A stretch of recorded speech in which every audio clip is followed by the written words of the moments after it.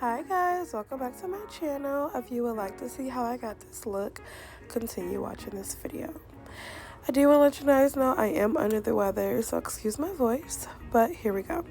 We're going to go ahead and start cleaning up her eyebrows.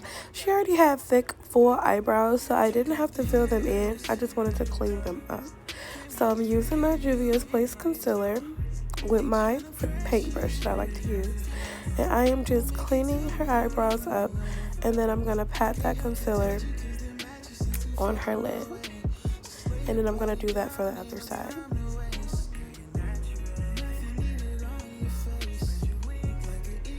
It's optional not to fill in her brows. I decided not to because I like the shape of them already, and I still wanted them to look natural and full. And when you have thick eyebrows, I don't think you necessarily have to fill them in if they're already full. Personally, my eyebrows are thick, so I don't fill mine in. I just also clean them up like I am doing her. So we want to lightly pat on that concealer. We don't want to press too hard because we don't want to leave any smudges.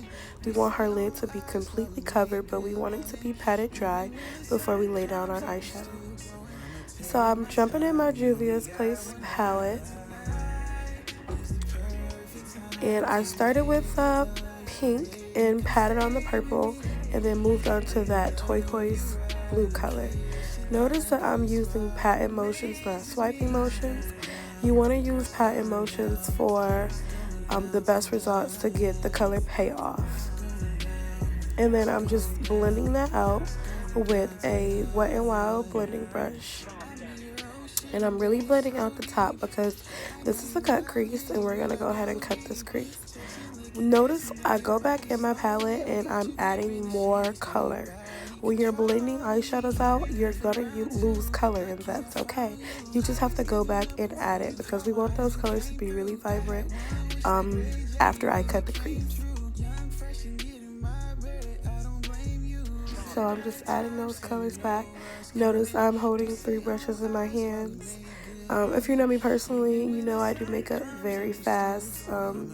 This is a trick of how I get clients in and out of my chair, but still making sure that the details are right and perfect.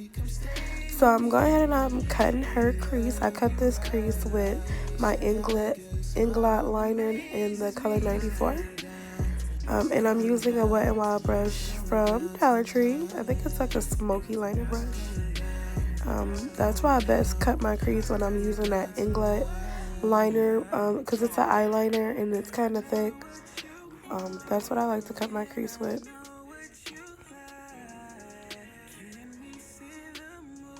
So I'm just making sure that's perfect. I really have mastered cut creases. It takes me no time at all to do them. The hardest thing about a cut crease to me at this stage in my makeup career is making sure that they look alike. But other than that, I can cut a crease in my sleep, honey. One of my favorite eyeshadow looks to do. So her eyes are really small, and notice how I'm lifting up her brows to make sure that I get that nice crease. Okay, so I'm starting with my Morphe palette, and I'm just using this white in there that I love to use. And then I'm back in that Juvia's palette, and I'm using that lime green. And notice again, I'm still patting the eyeshadows on. That's really what you want to do to get the color payoff.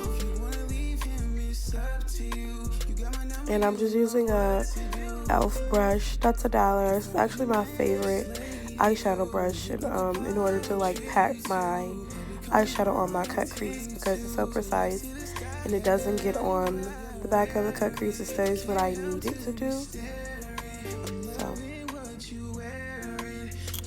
that green, oh, it's my favorite color. And then I'm going in with that teal, and these are the shimmer shadows, and I'm gonna put that on the outside. It looks so pretty. I just love it. And notice I use the same brush to apply that green and that teal shimmer. So this is my frozen glitter that can be found on beatbynique.com. I am just adding a NYX glitter glue to her lid, and then I'm just going to apply that glitter. The glitter is going to cover up majority of that green. I really wanted that green just to pop out a little bit under that glitter. So the look came out exactly how I wanted to. But say if a client didn't want glitter, I could have left it like this, because those shimmer colors were very pretty. Alright, I'm going ahead and adding my lashes. These also can be found on my website at beatbynique.com.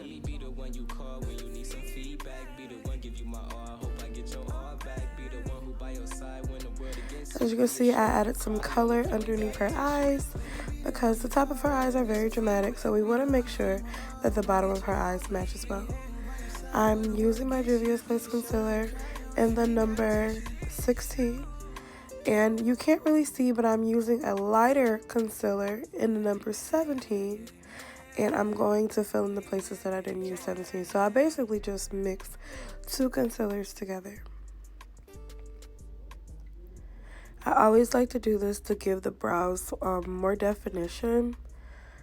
But if they don't need to be cleaned on the top, then I don't normally do.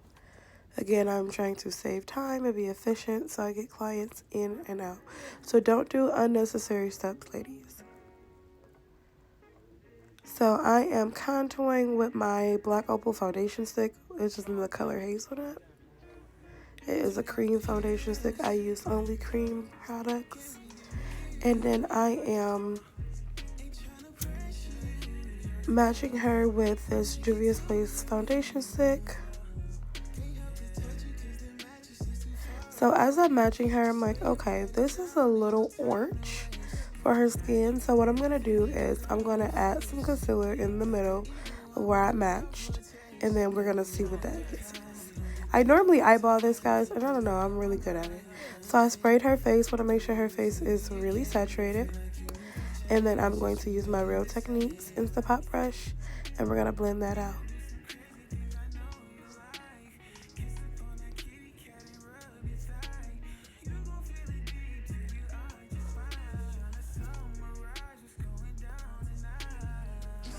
So by me doing that, it matched perfectly, as you can see. I don't know, y'all. I don't know. It's just something about me being able to match skin tones. So that actually worked really well. I feel like if I didn't put that concealer in there, it definitely would have been too orange. It would have been too dark for her face. And I'm going to make sure that we're blending up that concealer. But I don't want to use it under her eye like I normally do. We're going to take a smaller brush to do that, because remember, we have that color under her eyes, and we want to be careful when we're blending that up. So I'm using my Real Techniques small blending brush. This part is probably the most important part. I would say the hardest part of doing this, because you want to make sure that you're not taking away from that color, and it's really easy for you to mess up if you don't take your time.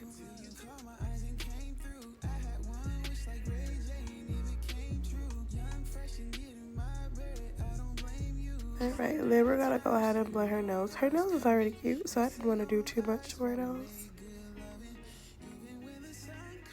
Look at those eyes, y'all. Yes, with the pop. So I'm using my Luscious by Lynn setting powder in the color Butternut Beige. And if you watch my channel, you know this is my favorite setting powder. I refuse to go to anything else once I found this powder. It goes with any skin tone. So, and I am just setting underneath her eyes. I like to set underneath the bottom of her eyes first, so you can see I really didn't go crazy at the top. But I did later go back and make sure I got in her crease and make sure that it was set right under that eyeshadow. So now I'm in my Juvia's Place blush palette. And I always mix the pink, the orange, and like that dark brown to get my blush. So that's what I'm doing, and I'm just going to add that blush to her and warm up her cheeks.